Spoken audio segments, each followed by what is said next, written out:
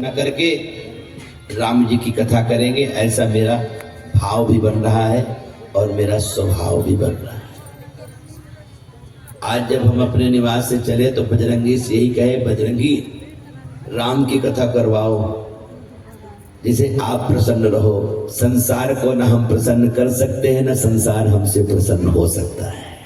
अगर हनुमान जी प्रसन्न हो जाए तो सब प्रसन्न हो जाए। बोलो हनुमान जी महाराज की। तो भगवान श्री राम ने चंद्रदेव से कहा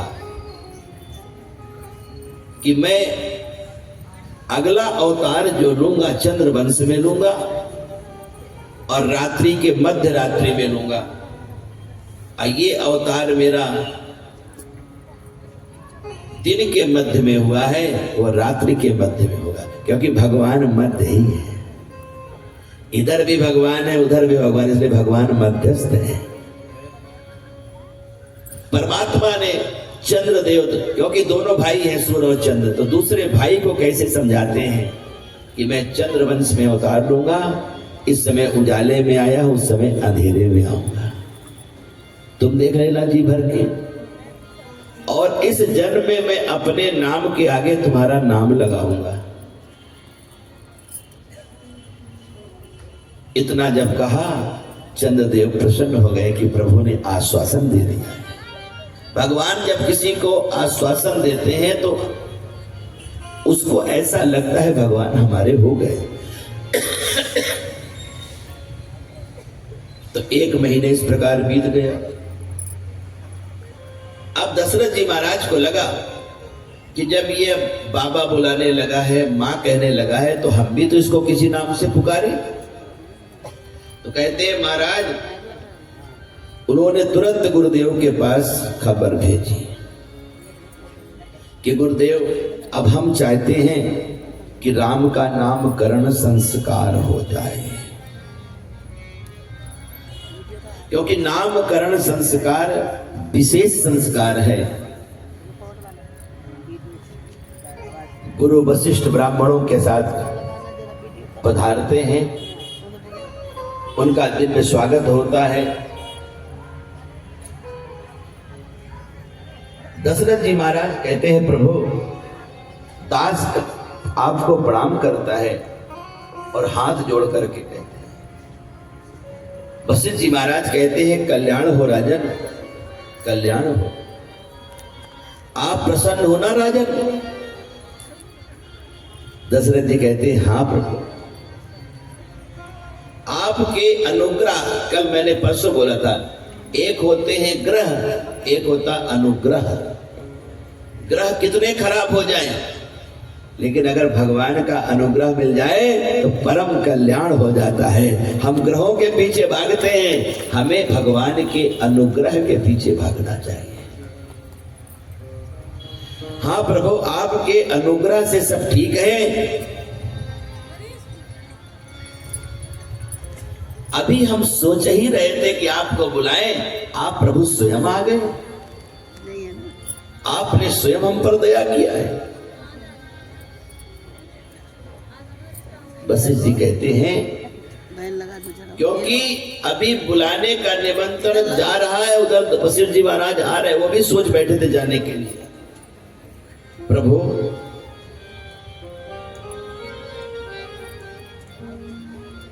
और वशिष्ठ जी कहते, कहो कहो महापाल महिप पाहरण। क्या कहा? नहीं हो रहा, देखो इधर ना। कहते हैं, प्रभु आज 12वां दिन है और बड़ा दिव्य भाव है कि दासों का नामकरण संस्कार कर दो। राम जी के लिए दास शब्द का प्रयोग किया है। ये नहीं कहा कि बेटों का नामकरण संस्कार कर दो, दासों का।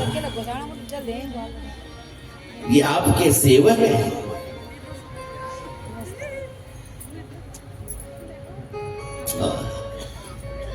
दिव्य प्रसादी कराई गई, ऊंचे आसन में बैठाए गए।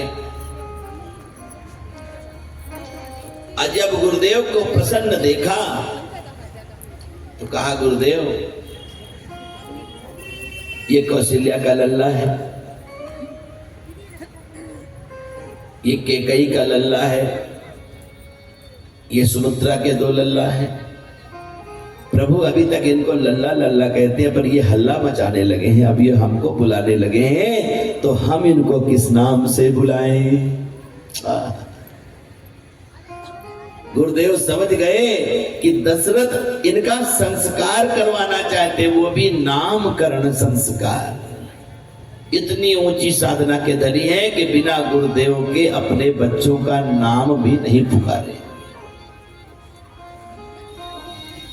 समर्पण हो तो दशरथ जैसा हो, क्योंकि जिसकी 5 कर्मेंद्रियां, 5 ज्ञानेंद्रियां, एक मन श्री गुरुदेव के चरणों में लगा है, वही दशरथ है। मन वचन कर्म से जो उनके हो चुके हैं, जिसमें दासत्व भाव है और अपने बालकों को भी दासत्व भाव में रखना चाहते हैं, वो है दशरथ। कि जो हमारी परंपरा है वही हमारों की हो, क्योंकि परंपरा से ही परमात्मा मिलता है। वशिष्ठ जी महाराज कहते हैं, इनके नाम अपार हैं, इन्हें कौन बता सकता है। हमारे गोस्वामी बाबा लिखते हैं कि इनके नाम अनेक अनूपा, मैं न कहूं सुमति अनुरूप। इनके एक से बढ़कर के एक नाम है, लेकिन मैं अपनी बुद्धि के अनुसार बता रहा हूं। जो आनंद सिंधु सुख राशि, सी करते त्रयलोक सुपासी। जिनके आनंद के एक कण से तीनों लोग सुखी हो सकते हैं, उन आपके बड़े पुत्र का नाम है सो सुख धाम राम असनामा, अखिल लोक दायक विश्राम। उनका नाम राम है, जो पूरे ब्रह्मांड को, पूरे विश्व को सुख देने वाले हैं। तुम्हारे पुत्र का नाम राम है। आज जब राम कहा है तो जोरदार तालियां बजी हैं। राम है, कितना सुंदर नाम है गुरुदेव। राम राम राम की बड़ी। इतना कहकर गुरुदेव भी आत्मा में रमण करने लगे। जिनको पुण्यात्मा याद करते हैं वो है राम, और जिनके नाम से सभी आत्माएं पुण्यवान हो जाती है वो है राम। जो योगियों के हृदय में रमण करते हैं वो है राम, और जो सबको आकर्षित करते हैं वो है कृष्ण। कृष्ण कोई नाम नहीं है, कृष्ण एक वर्ण है। न कन्हैया हमारे काले हैं, न सांवले हैं, न नीले हैं, वो कृष्ण वर्ण के हैं। उनका तो वर्ण ही अलग है, उनका जो वर्ण है वही अलग है। जैसे तमाल का वृक्ष होता है, जैसे उसके पत्ते होते हैं, वो कृष्ण वर्ण के हैं।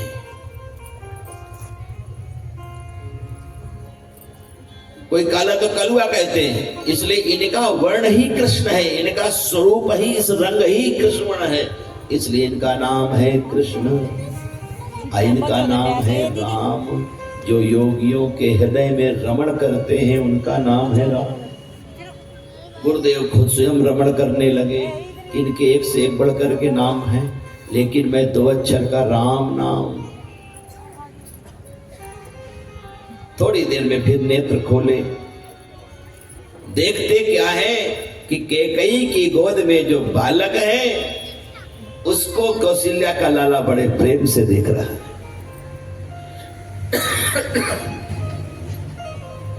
जिसको भगवान देखे वो कौन हो सकता है?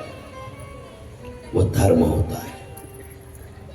धर्म से वो ही भगवान प्रेम से देखते हैं, देखते सबको है, अधर्मी को कोई प्रेम से देखता है क्या? और भगवान तो स्वयं धर्म के विग्रह हैं, तो अपने स्वरूप को देख रहे हैं। भरत राम के परछाई, भरत जी स्वयं राम जी की परछाई है, स्वयं उनका स्वरूप है, भगवान का विग्रह ही धर्म है, अब भगवान स्वयं धर्म है। तो भरत में देख रहे हैं बड़े प्रेम से, तो वशिष्ठ जी महाराज समझ गए जिसको राम प्रेम करे वही विश्व का भरण पोषण कर सकता है।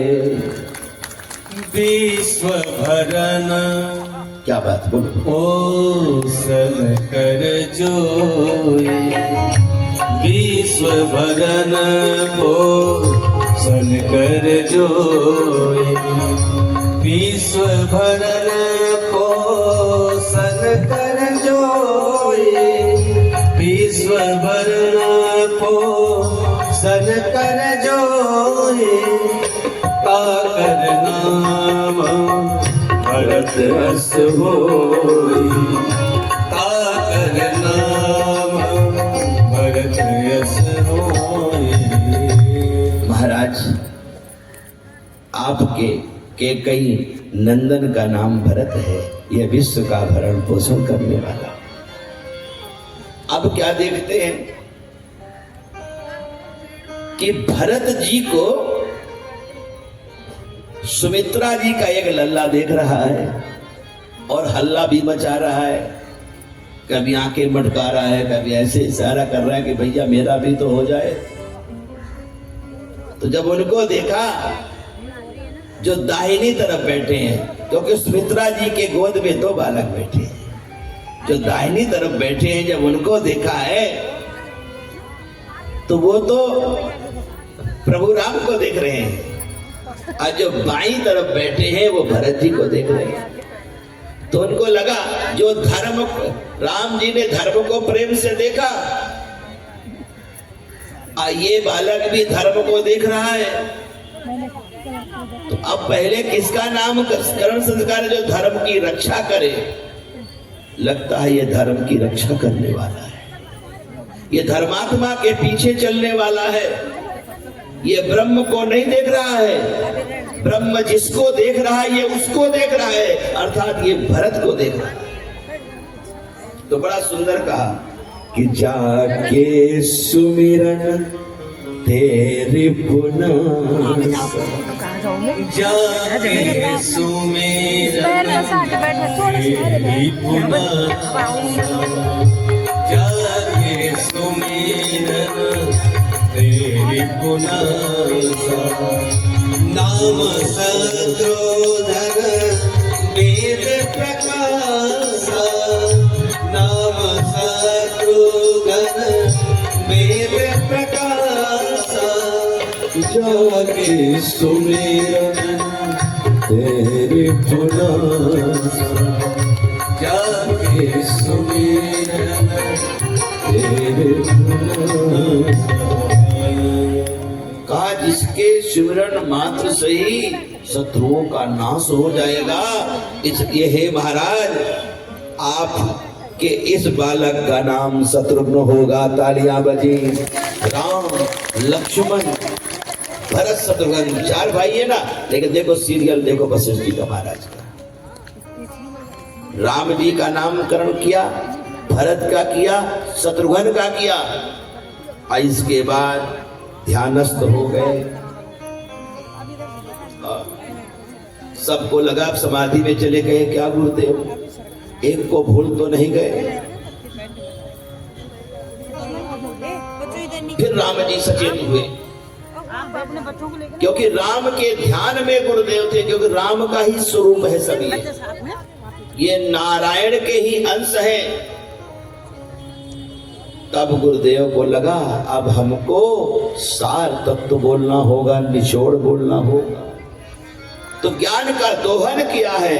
तो गोस्वामी जी महाराज दोहे में कहते हैं, लक्षण धाम राम प्रिय सकल जगत आधा, गुरु वशिष्ठ तहि राखा लक्ष्मण नाम उदार। लक्षण धाम राम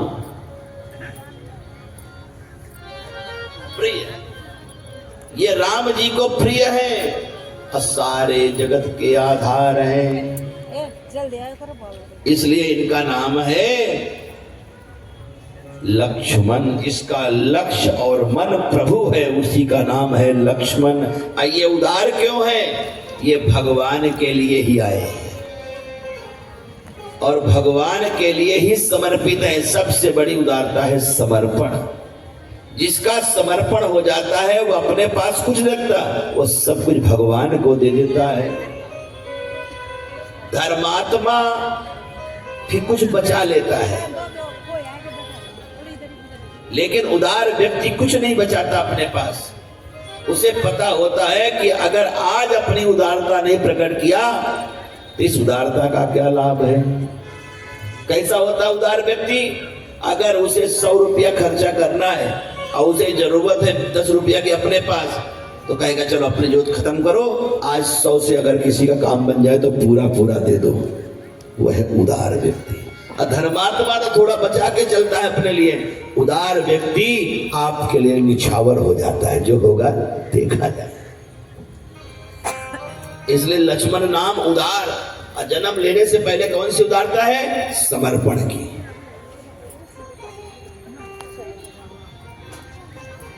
ये नाम रखा और जब चारों नाम रखे गए तो जय घोष होने लगा।